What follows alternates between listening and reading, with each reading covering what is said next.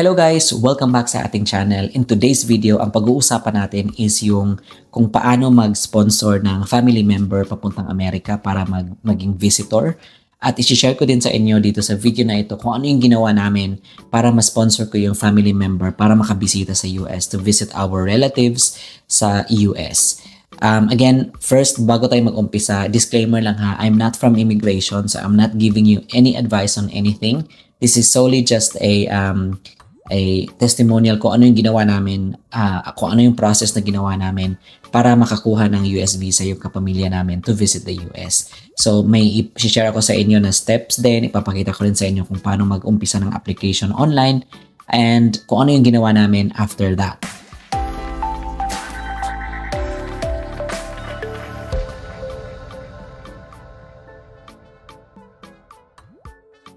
Just to be transparent po muna, I am based in Australia. So yung pamilya namin na inisponsoran ko to visit the US is nasa Pilipinas. So ang ginawa namin is ako yung nag-umpisa ng application for the family member and then sila na yung nag-continue doon sa Pilipinas for the rest. And then naghingi din kami ng letter or yung sponsorship letter doon sa relatives namin sa US para isa din yung sa proof na kailangan namin i-support para sa application.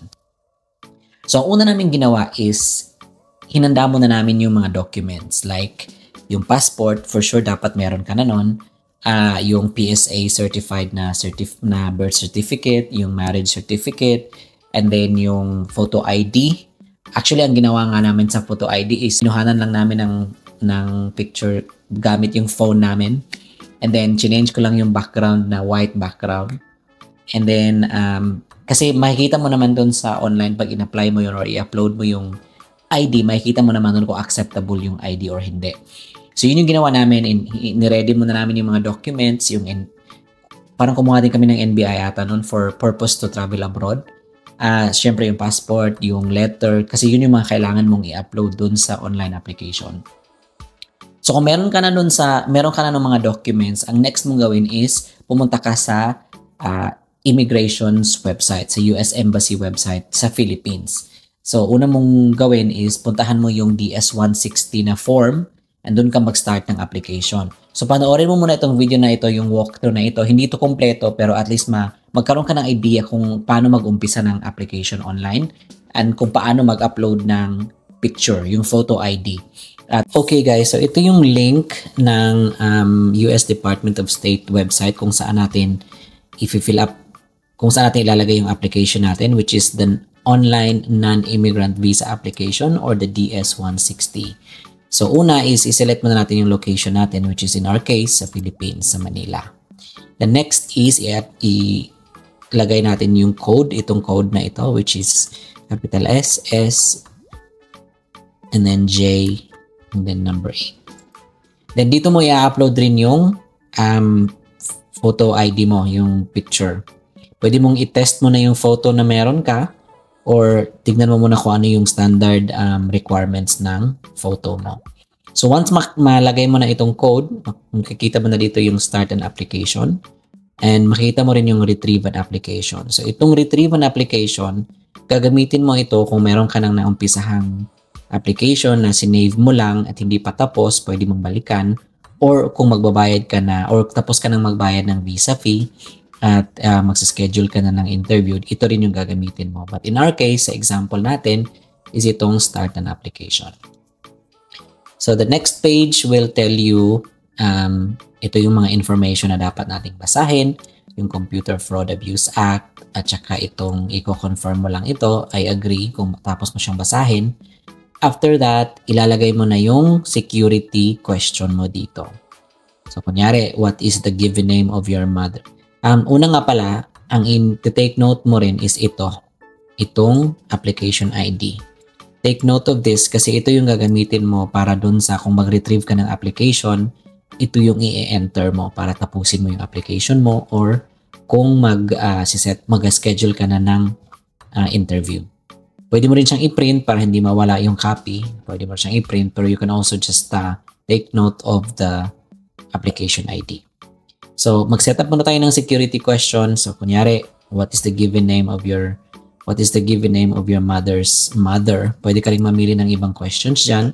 Siguro, for example, gawin natin, in what city or town was your first job? Again, remember your answer in this question kasi ito yung magiging security question mo para bumalik ka sa iyong application. So, for example, ilagay natin yung sagot, Manila. So, pagkatapos niyan, continue mo lang. So, after mong ma-continue, you will enter all the details. So, ito yung, again, yung application ID mo. And ito yung mga sasagutan mong questions. So, kunyari, ilagay mo dyan yung surname mo. Ilagay natin Fernandez. Then, ilagay natin Juan. And then, have you ever used other names? Pwedeng hindi. And then, ilagay mo rin tong, do you have telecode that represents your name? And then, fill up mo lang. Basically, ito yung personal information mo. So, single ka or married. And then, ilalagay mo rin yung date of birth. So, kunyari, maglagay lang natin 1990, ganyan. City, lagay mo lang dyan, Manila. And then, lagay mo rin yung province kung saan ka pinanganak.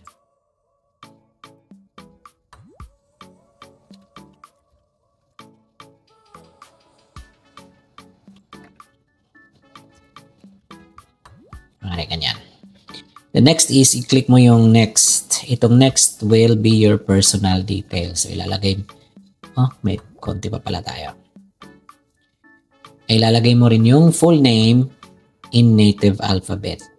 Kung hindi siya mag-a-apply, since meron ka naman rin nilagay na names dyan, lagay mo lang does not apply. Then, ilalagay mo na yung personal. Click mo na yung personal details. Again, dito, fill upan mo lang lahat. Itong question na ito, kung na-issuehan ka ng National Identification Number ng US, ilalagay mo dito. Pero kung wala, does not apply. Siyempre, kung may Social Security Number ka, ilagay mo dyan. Kung wala, click mo lang yung does not apply. Kung meron kang US Taxpayer ID Number, lalagay mo dyan. Kung wala, does not apply. Again, you go to the next. So, makikita mo dito sa side, ito yung travel history mo, sino yung magiging kasama mo sa travel. Kung meron ka mga previous US travel, ilagay mo dyan. Passport details, US contact. Ito yung sinasabi ko kanina na kung meron kang kamag-anak na pupuntahan sa Amerika, ilalagay mo yung details nila. Ilalagay mo yung work education mo rin dito sa next na mga pages. And then security and background. So kung meron silang hihingin sa iyo na NBI, i-upload mo dyan. Again, along the way, baka hingan ka dito ng mga documents na meron ka. So i-upload mo lang yung documents na meron ka. So dapat nakascan yung mga documents mo like your passport, yung birth certificate, yung marriage certificate at kung ano-ano pa. Para ready siyang i-upload. So again, hindi naman natin pwedeng tapusin itong application na ito kasi hindi naman tayo mag-a-apply. Pero ito lang yung idea natin na maipapakita ko sa inyo na ito yung proseso para mag-apply ng online. So ito guys, balik tayo sa ating discussion. So yun, so once ma-upload mo na yung mga documents, after na ma-submit mo yung application, magbibigay yun ng confirmation.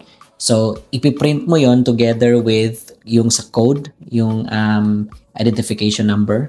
Dapat naka-take note yun or iprint mo yung buong document, yung confirmation page. Kasi kakailanganin mo yon para magbayad sa visa fee. So again, doon sa pinakita natin na video kanina, wala pang scheduling of interview doon ha. Hindi pa siya kasama doon. So ang next step mo after ma-complete yung application mo doon is dalhin mo yung confirmation page, i-print mo yon, pumunta ka sa BPI para magbayad ng visa fee.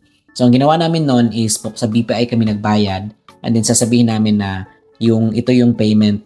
Pakita mo yung confirmation page, sabihin mo na payment ito ng visa fee, which is at the time $180 pero ngayon nasa $185 na siya. So bayaran mo yon and then keep the receipt. After mo mabayaran yung fee, kunin mo yung receipt and then kunin mo rin yung confirmation page. Ngayon, bumalik ka dun sa online. Alam mo yung nakalagay dun sa baba na retrieve application. So sagutan mo lang yung security questions doon. At once naka-login ka na doon, ilagay mo yung receipt number ng binayad mo doon sa visa fee. So may box doon to enter the receipt number and then i-confirm mo lang. Once na-confirm na yon, that's the time. Pag in-accept na ng system, pag nakita niya na-confirm na yung payments, doon ka na mag-schedule ng interview. So once naka-schedule ka na ng interview, Mamili ka lang doon kung naka-access ka na, nakapili ka na ng date, ng time. I think every slot is only 15 minutes. If I'm not mistaken, 15 minutes. So, dapat on time tayo. Hindi rin allowed pumunta sa embassy na may cellphone. Hindi ka pwedeng pumasok na may cellphone. So, lahat ng in-upload mo na documents doon sa online, dapat naka-prepare yun lahat. If you have the chance to i-notarize mo yung mga documents, mas maganda para proof na original documents yung dala-dala mo. After nun, pag pumunta ka na sa embassy, pumunta ka on time, sabihin mo nun sa guard na ito yung after mo palang mag-schedule na appointment, magbibigay din ng another confirmation yon. So i-print mo lang ulit, dalhin yun yung papakita mo doon, dalhin mo doon sa embassy. So syempre dapat nakadala mo yung passport mo, dala mo yung lahat ng mga documents na kailangan mo. Then pagpasok mo doon sa embassy, hintay ka lang doon bibigyan ka ng number. Then pagdating sa time na naka-appointment sa'yo, tatawagin ka yung number mo and then syempre interview na. Dapat maging honest lang tayo sa interview sa mga sasagot natin. Kasi kung hindi naman tayo yung i-interviewin, yung in-sponsoran natin. So itong video, gaya ng sinabi ko kanina, itong video na to ay para sa mga magsusponsor. So syempre, sasagot lang sila ng honestly kung ano yung mga questions at dapat kung ano lang yung mga nakalagay sa application, yun lang yung isasagot nila. Like kung anong address, kung sinong pupuntahan sa Amerika, anong address ang meron doon, dapat alam mo na yon. Kung i-memorize mo na yung mga address ng pupuntahan mo. Kunyari, pupunta ka sa Florida, dapat alam mo yung address nung pupuntahan mo, kung sino at anong pangalan. So after that, kung ma-approve yung visa mo, kukunin nila yung passport mo kasi doon nila ilalagay yung tatak ng visa. So, it's either issuehan kanila ng 10 years, sa gaya ng sa amin, sa kapamilya namin, inissuehan sila ng 10 years multiple visa. So, ibig sabihin, pwede siyang pabalik-balik sa Amerika within 10 years and every punta nila doon, mayroon na silang maximum up to 6 months para magstay sa Amerika. So, yun, nung na-approve sila, kinuha yung passport, and then mamili ka kung pick up ba yung kukunin mo or ipapadala yung passport sa address ninyo. So, ang ginawa namin noon is courier option kami. So, nagbayad kami ng extra amount para sa courier fee. And then, after about a week or 7 days, less than 10 days, dumating na yung visa, yung passport with the visa.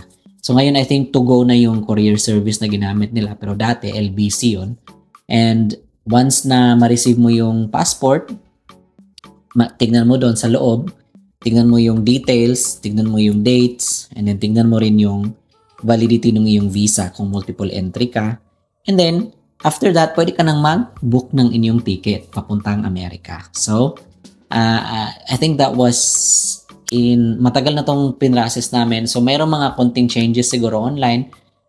So, tignan nyo lang kung habang nag-a-apply kayo, tignan nyo lang yung mga new details. Dapat yung kung ano yung nakalagay doon. Dapat tama, accurate, pati mga spellings para hindi tayo ma-question pagdating sa interview.